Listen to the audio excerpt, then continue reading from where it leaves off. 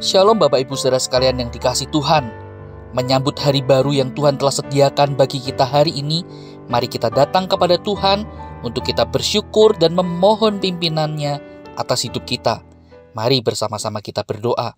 Bapa yang baik, kami mengucap syukur untuk kasih dan kesetiaan-Mu di dalam kehidupan kami. Di dalam setiap musim hidup kami, Engkau selalu ada. Tuhan menyertai kami.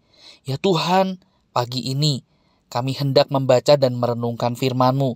Biarlah melalui momen ini, kembali kami boleh diteguhkan, kami boleh diajar, kami boleh dikuatkan untuk kami hidup seturut dengan firman-Mu, seturut dengan kehendak-Mu. Tuhan, tolonglah kami. Kami berdoa di dalam nama Tuhan Yesus. Amin. Bapak Ibu Saudara sekalian yang dikasihi Tuhan, pagi ini kita akan merenungkan satu bagian firman Tuhan yang terambil dari 2 Raja-Raja pasal yang ke-10, ayat yang ke-18 sampai dengan ayat yang ke-36. Namun saudara, saya ingin mengajak saudara memperhatikan ayat 28, 29 dan 31 saja. Demikian firman Tuhan. Demikianlah Yehu memunahkan Baal dari Israel. Hanya Yehu tidak menjauh dari dosa-dosa Yerobeam bin Nebat yang mengakibatkan orang Israel berdosa pula, yakni dosa penyembahan anak-anak lembu emas yang di Betel dan yang di Dan. Tetapi Yehu, ayat 31, tetapi Yehu tidak tetap hidup menurut hukum Tuhan Allah Israel dengan segenap hatinya. Ia tidak menjauh dari dosa-dosa Yerobeam yang mengakibatkan orang Israel berdosa pula. Sampai di sini kita membaca firman Tuhan. Nah, saudara sekalian kasih Tuhan, bagian ini melanjutkan atau menceritakan tentang kegigihan Yehu untuk nama Tuhan. Saudara, bagian yang sebelumnya kita melihat bagaimana Yehu bukan saja membunuh semua keluarga Ahab, tetapi ia juga berniat untuk menghancurkan seluruh pengikut Baal. Nah saudara, untuk mencapai tujuan ini, dia melakukan tipu daya dengan berpura-pura mau mengadakan penyembahan untuk Baal, mengadakan perayaan besar-besaran untuk Baal. Dia mengundang semua penyembah Baal dan memastikan tidak ada seorang pun penyembah Baal yang terlewat. Tapi saudara, di balik semuanya itu, Yehu telah menyiapkan perangkap untuk membunuh mereka semua. Yehu melakukan ini dengan sangat giat. Dia benar-benar menghancurkan peribadatan kepada Baal, setidaknya untuk sementara waktu di dalam sejarah Israel. Tetapi tunggu dulu saudara, ada sesuatu yang menarik dari kehidupan Yehu. Di tengah kegemilangan yang nampak dari hidup Yehu, karena ia telah berhasil memusnahkan penyembahan Baal di Israel, kita juga akan menemukan catatan cela dari Yehu. Saudara, kalau kita melihat ayat 29, 31, dikatakan Yehu tidak menjauh dari dosa-dosa Yerobeam bin Nebat, yakni dosa penyembahan anak-anak lembu emas. Dan ayat 31 di sana dikatakan Yehu tidak hidup menurut hukum Tuhan dengan segenap hatinya. Nah, sudah melihat hal ini, melihat bagian ini, ada seorang penafsir yang memberikan catatan yang menarik tentang Yehu ini, saudara. Yang mengatakan bahwa sesungguhnya Yehu telah bersikap munafik di hadapan Allah. Satu sisi Yehu menghapuskan penyembahan Baal di tengah rakyat Israel. Semuanya itu ia lakukan hanya untuk menarik simpati rakyat. Dengan demikian, saudara, ia akan dianggap berbeda dengan raja yang sebelumnya, yaitu Ahab. Ia akan dianggap sebagai raja yang lebih baik. Dengan demikian popularitasnya akan meningkat, ia akan makin terkenal di mata masyarakat.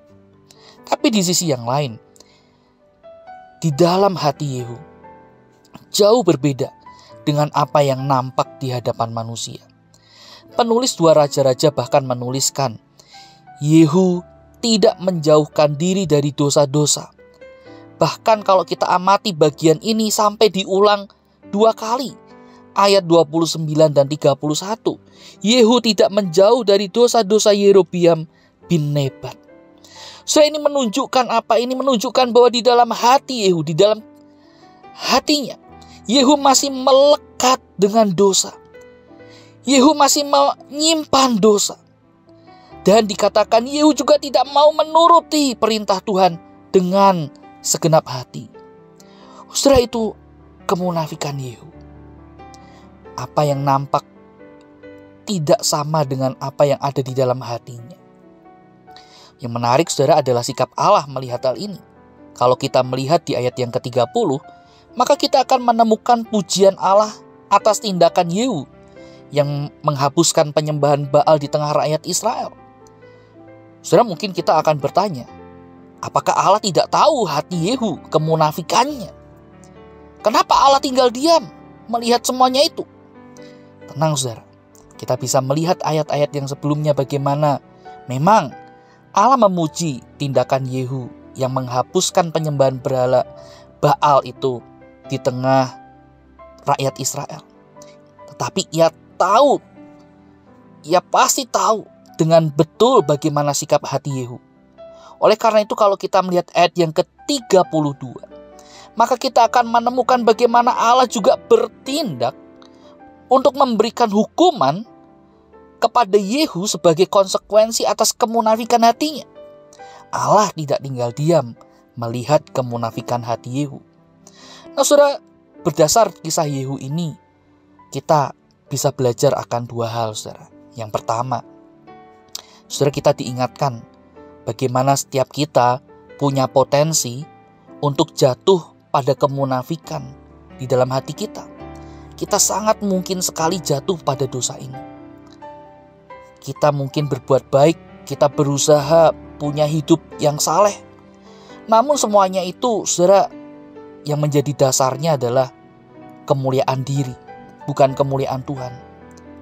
Bisa saja, saudara, ketika kita berbuat baik, kita berusaha hidup saleh, melakukan ini dan itu, saudara, kita sedang mengejar penilaian-penilaian dari orang lain. Kita sedang membesarkan diri sendiri, bukan membesarkan nama Tuhan. Saudara, mari kita waspada, kita ingat, setiap kita punya potensi jatuh pada kemunafikan. Kita harus waspada. Dan kita belajar bagian yang kedua, bagaimana kita diingatkan. Tuhan tahu, bahkan dikatakan Tuhan mengenal hati kita lebih dari siapapun. Oleh sebab itu, ketika Tuhan tahu bagaimana kita bisa jatuh pada kemunafikan, saudara, Tuhan itu bisa saja mendatangkan konsekuensi atas kemunafikan hati kita sebagai bagian dari proses Tuhan atas hidup kita, di mana Tuhan sedang memproses hidup kita, hati kita.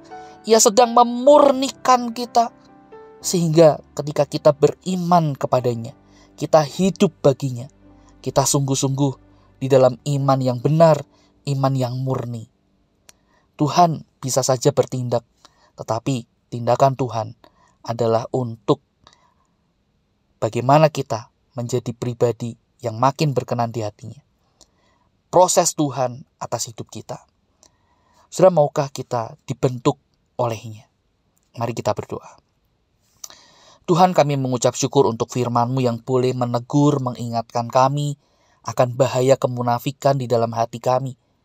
Apa yang nampak, apa yang terlihat tidak sama dengan hati kami, dalam kedalaman hati kami. Tuhan, tolong ampuni jika kami jatuh pada dosa ini, dan mampukan kami untuk berubah dan menjadi pribadi yang lebih baik, berkenan di hati Tuhan. Tuhan, mampukan kami, tolong kami Tuhan. Kami menyerahkan hidup kami sepenuhnya sepanjang hari ini ke dalam tangan Tuhan Yesus. Kami berdoa dan mengucap syukur. Amin. Selamat pagi, Tuhan Yesus memberkati kita.